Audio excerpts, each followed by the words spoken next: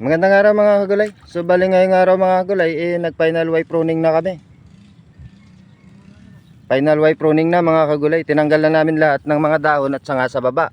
So ang iniiwan na lang namin ang mga sanga sa taas ng Y nya mga kagulay. So dito kami magpupokus ng magpapadami ng sanga mga kagulay. So 34 days old na mga kagulay, may mga bunga na siya. So gaya niyan mga kagulay, natutumba nga lang, gawa nga ng ilang araw ang ulan at hangin mga kagulay. So tinanggalan ko na to ng sanga at mga dahon mga kagulay. At nagtatali na rin kami ng banana ng cable tie mga kagulay, gaya nito. So hindi na matutumba ang aming talong mga kagulay dahil meron na siyang cable tie, nakatali na siya sa 2-ply na twine mga kagulay, gaya nito. So matibay na to mga kagulay at pag malakas ang hangin mga kagulay, masayaw-sayaw na lang to dahil gawa nga ng may na siya, may mga tali na mga kagulay. Gaya nito mga kagulay, final wipe pruning namin. Tanggal lahat ng mga dahon at sanga sa baba.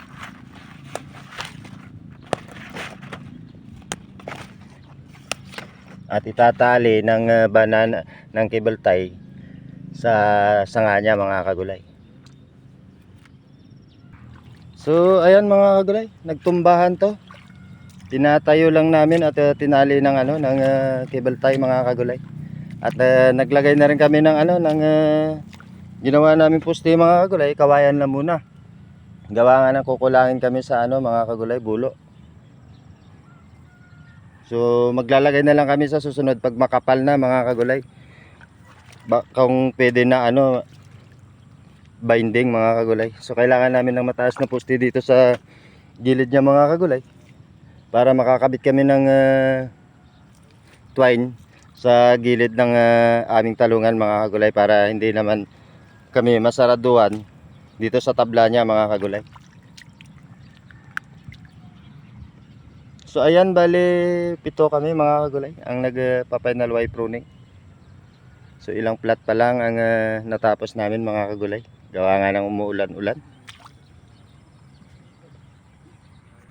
Diyan naman banda sa kabila mga kagulay, makapal dahil hindi nga yan na pruning mga kagulay. So dito naman banda mga kagulay, medyo matubig. So ayan ang kasama ko mga kagulay. So malaki na ang bunga niya mga kagulay. Bunga sa wipe pruning mga kagulay, sa mismong Y niya.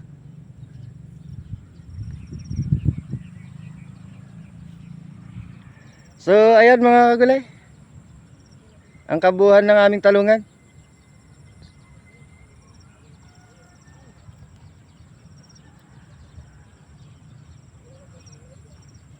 So yung mga kasama ko dun mga kagulay, nagchichismisan. So ayan,